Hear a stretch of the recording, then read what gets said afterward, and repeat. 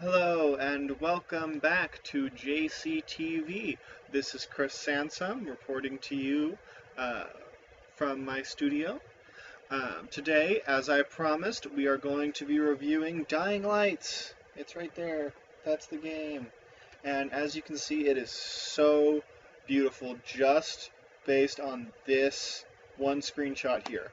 Um, and this is actually the game playing right now in the other screen.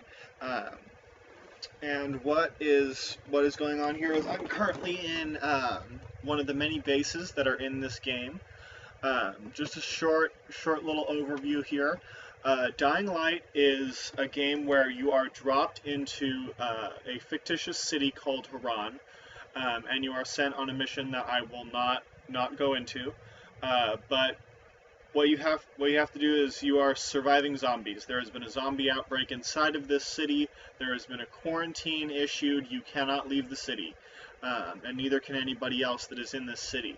And so you and the other survivors basically have to work together to fight zombies, scavenge supplies, everything like that. Um, so let's switch my screen over here, and we will get started. Uh, okay, so this is Dying Light, and as you can see, it is a first-person game. And it does control very differently than most kind of free running games, because there is free running in this game, and it does go a little bit hinkier than other free running games. Like for instance, in Assassin's Creed, all you got to do is hit the free run button and run towards something, and you'll free run it. But with this game, you have to actually be looking at whatever you're trying to grab. So, like for instance, if I want to grab that little white fence or that little white overhang there, here I'm gonna back up here for a minute, and in order to get there, I have to sprint and jump, and I have to be looking at it. See, I wasn't looking at it, so I wasn't able to grab it. But what you have to do is you have to look at it, and you'll grab it, and then you'll climb over. And the trick with this game is to never stop running, because there are always zombies. As you can see, there are some looking at me right now. And what you can see on the bouncing around on the right side of the screen there is my weapon, and that is just a basic. Let me escape here.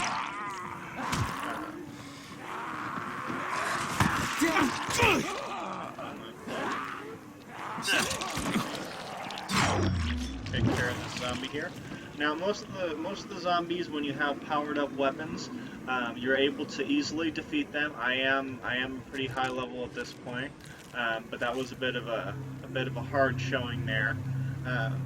Just as a warning here, I haven't played this game in a little while, so I'm not tuned in to all the goings on.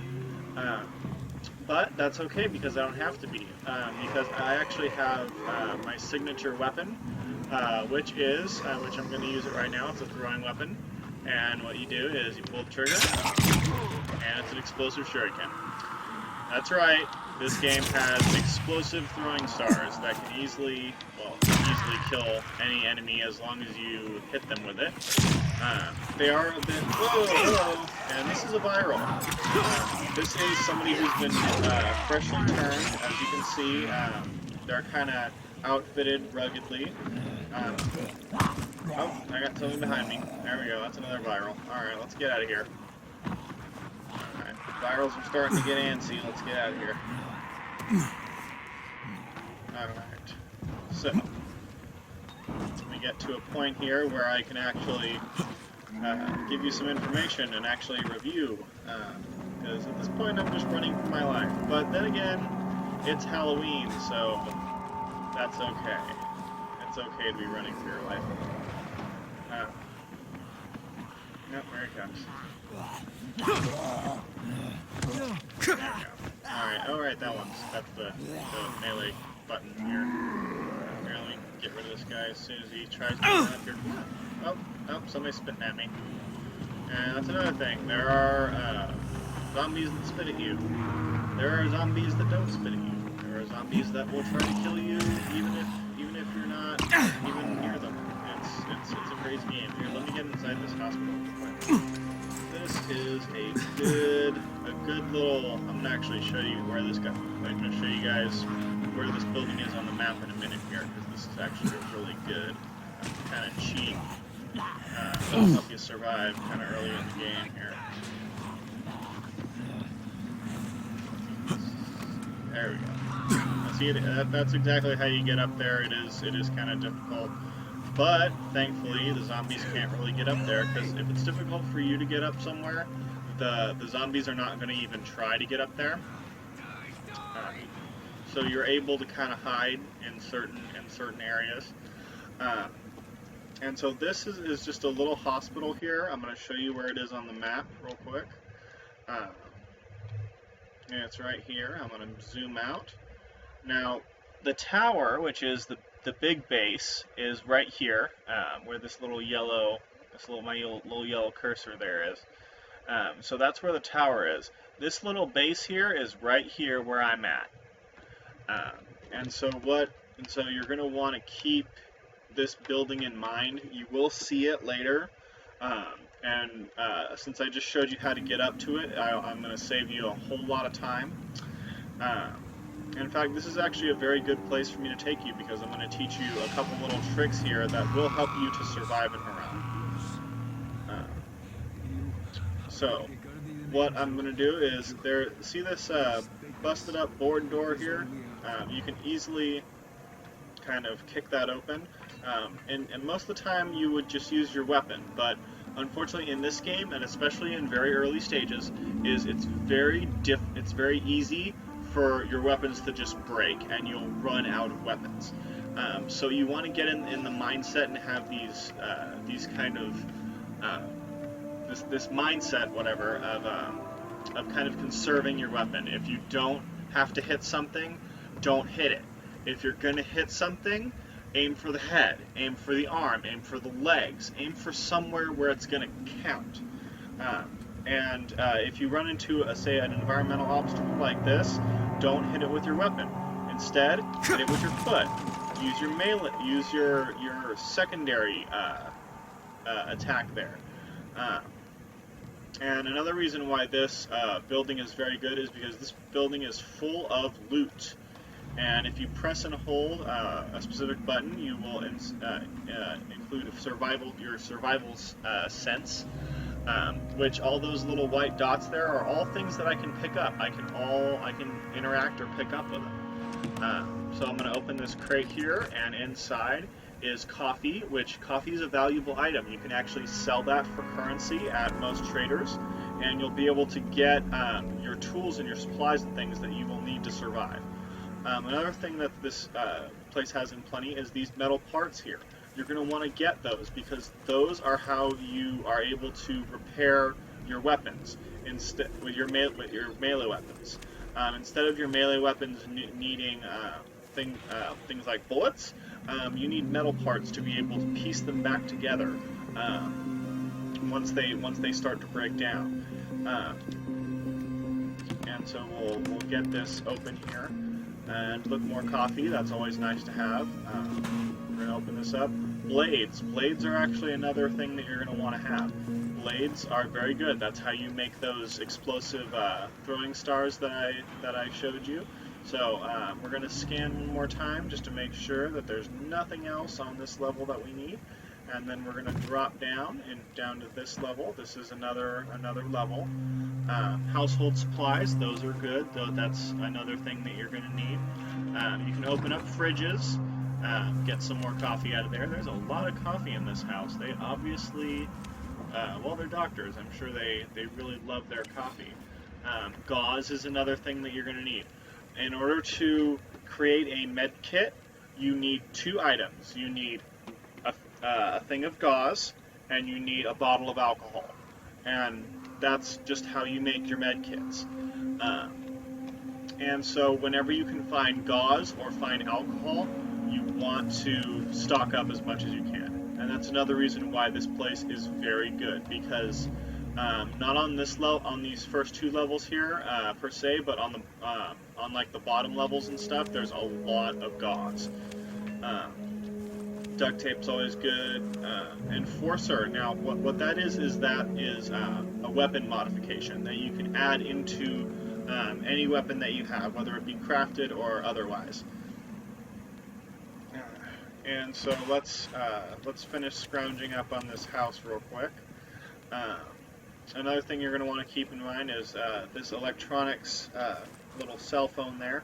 And then you drop down, you go into crouch, and in here there's going to be batteries, and of course, like I said, a bottle of alcohol. So you're going to want to grab that so that way you can make a med kit. Then you want to open this cabinet, check and see what's in there. Nothing so far. Okay, nothing in the cabinet besides me. Da-dunts. Alright. So we're going to scan and make sure we've... Oh, actually I didn't. This, as I said before, is lots of gauze. There is lots and lots of gauze in this house. And you're going to want to watch for that because that is very important. And what's in here? Let's see here. Nothing. Oh, there we go. So most of the time in med kits you'll find syringes, you'll find med kits. Oh, more syringe.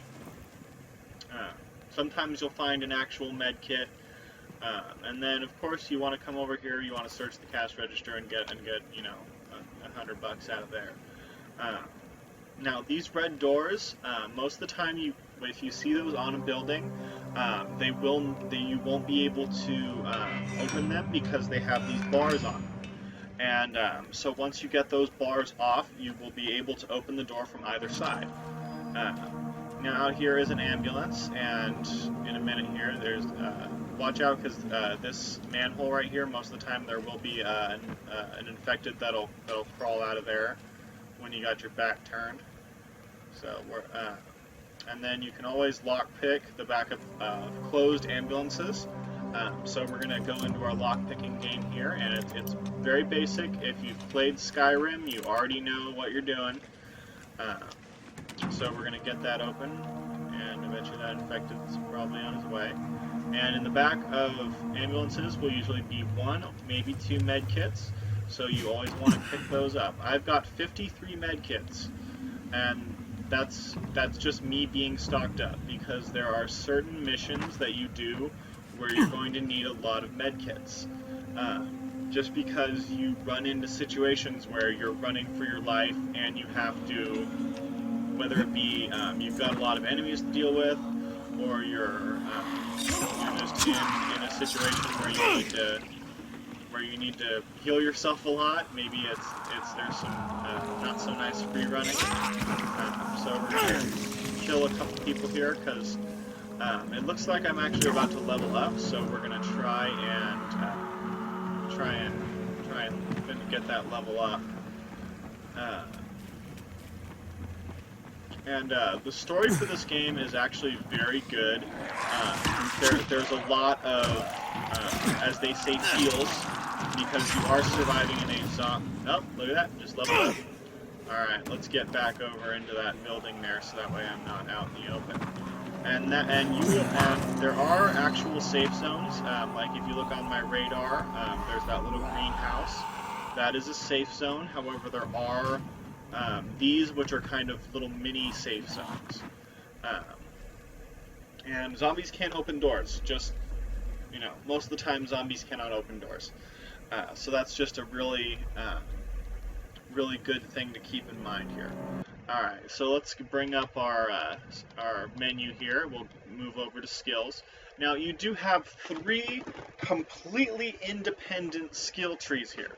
You have your survivor rank, which is judged by how many missions and things like that you complete. If you run into somebody who needs help, you can help them, and you'll get more survivor experience points for that.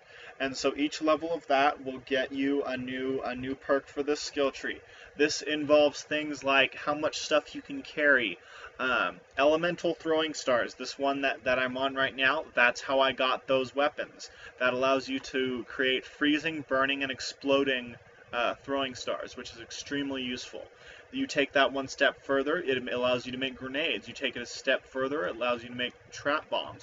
You can gear yourself any way that you want, whether it be to running in guns blazing with like this big shield here. I can have shield mastery and make and use a big riot shield that you make out of scrap metal. And then another cool thing is the grappling hook. That's more of an end game kind of tool that you'll get, because you don't get that until until level 12, which I just unlocked this on my playthrough. So that's one thing that you can expect towards the end of the game. Another thing is your agility. Your agility will level up when you do things that involve agility, like, for instance, running, or running, jumping, climbing, doing anything, vaulting over structures, vaulting over zombies, vaulting over people. Whatever you do, if you're moving, you're going to gain agility. And so that deals with different things like grabbing on and throwing zombies, sliding and tripping zombies and things like that.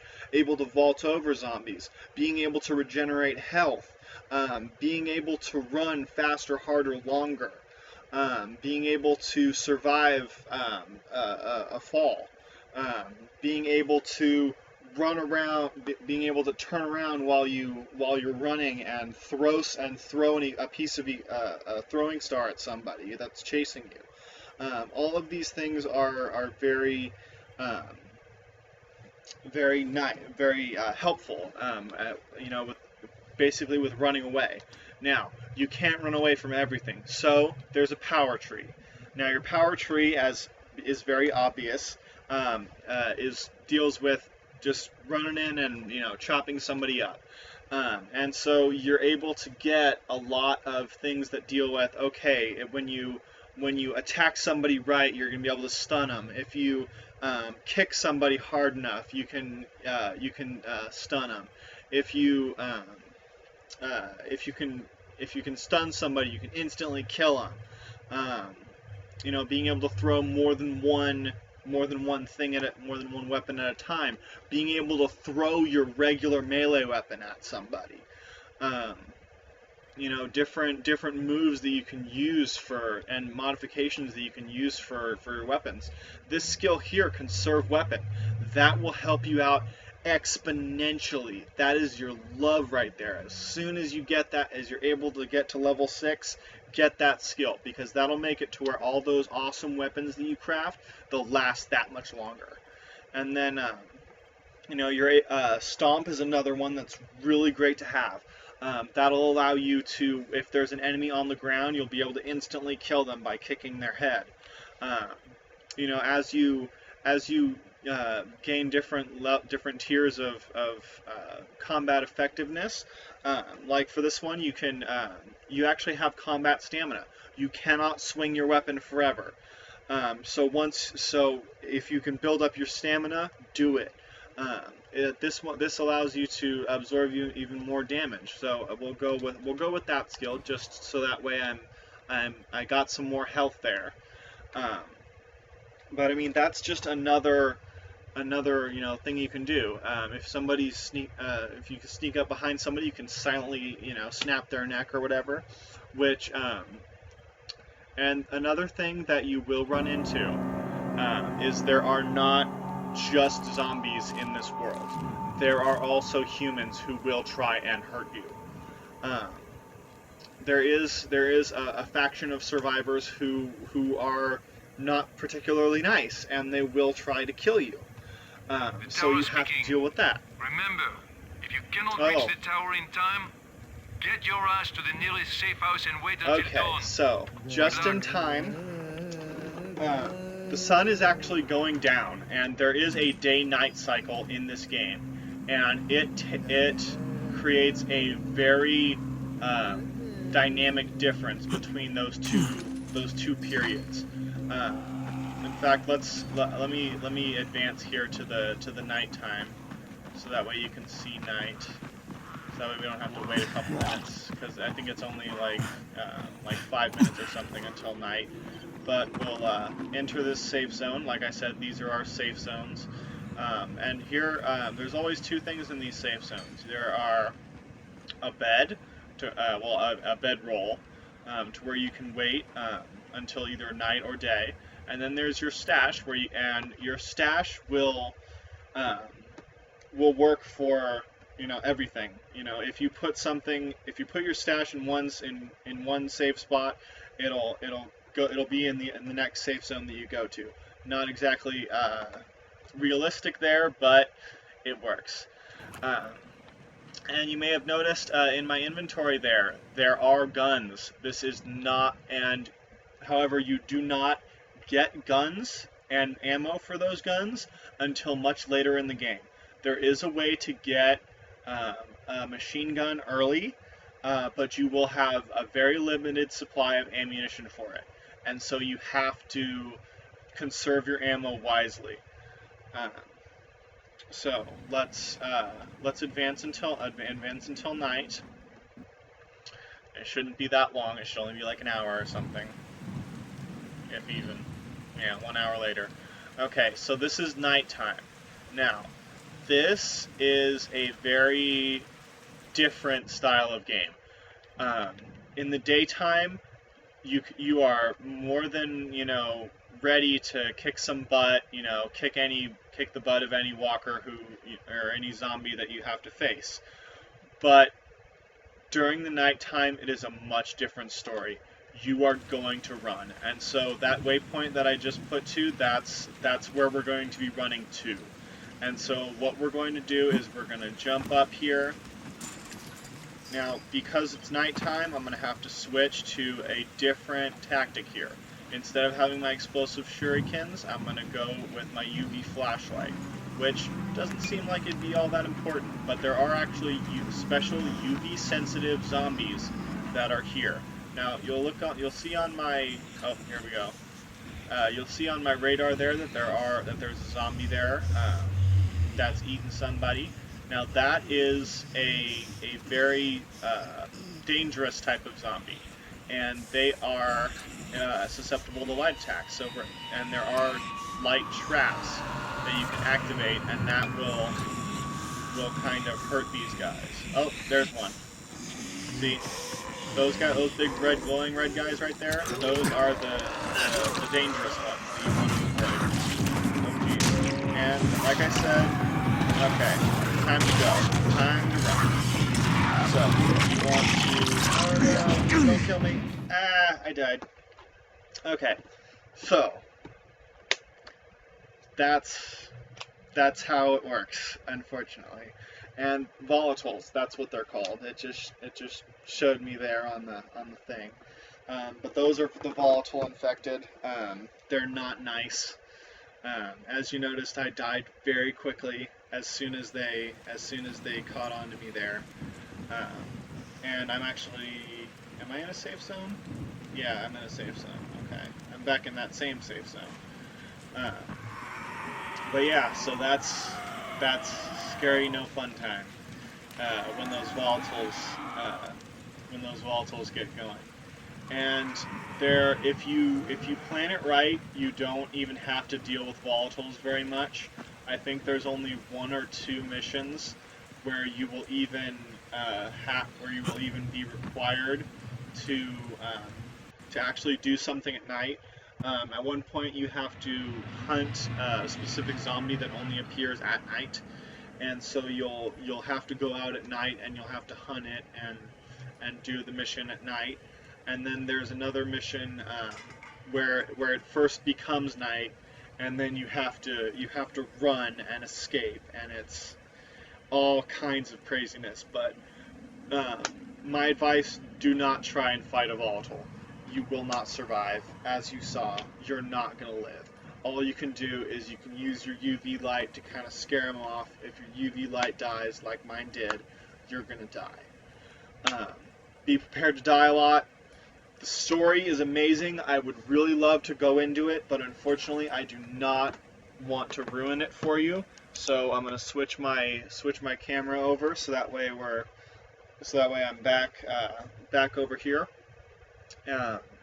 So Gameplay, 10 out of 10.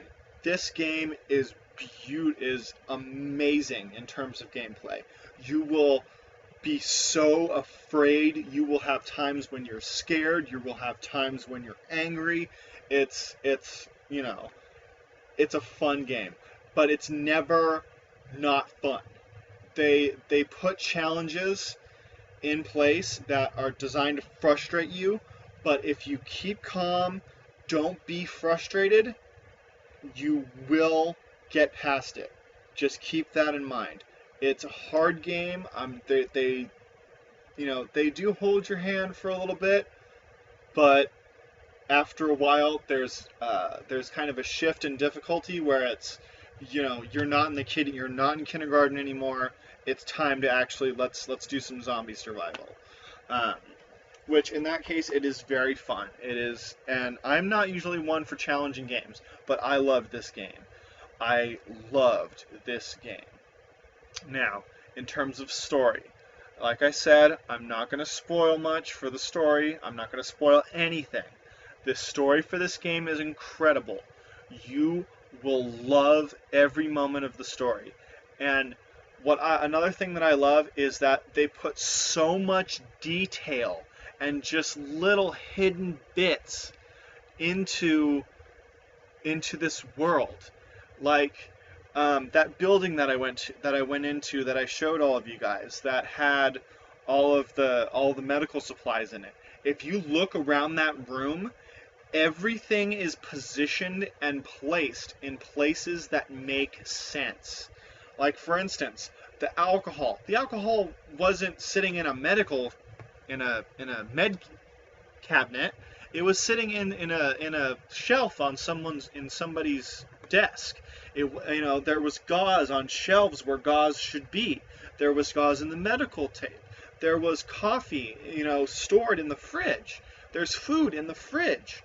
And then if you look around, not in the stuff that you have to actually interact with, if you just look at just kind of the details, you'll see scenes where there'll be a bed and a teddy bear and a blood stain on the wall where it doesn't specifically tell you what happened, but if you just think about it for a second, you can figure out exactly what went on. And so the story is just 10 out of 10. They put so much just heart and soul into the story of this game that it is just perfect. The graphics, I shouldn't even... Granted, my machine is not designed to be graphics heavy, but even on my machine, which is not... I have just a laptop that barely runs, certain games. But this game is optimized enough to where you can play it with all of these shadows that you're seeing and all of the movement and all of the effects. Everything's crisp and it feels like you can reach out and just touch it. And it'll do that even on a machine like mine. My machine's not the best. So if you've got a big, grand gaming machine with a VR headset, I could fully see you strapping on your headset, diving into this game, and just having a ball with it. So graphics are also 10 out of 10. Honestly, I give this game a 10 out of 10, a perfect score. They did everything right with this game. There's a couple points where you're kind of, this is kind of hard. But if you calm down, just keep yourself calm and learn to just not rush through it, because there's certain situations where, yes, you do have to rush, but there's also certain situations where it's time to just stop for a second and do it right. Then you can get past it. Alright, so we're approaching a half hour here. It's a very long video. This has been an awesome journey to take with you guys, and kind of sad that I died in the middle of my review, but I'll get past it. Alright, so this has been fun. This is Chris signing off for JCTV. I will see all of you guys on the next review.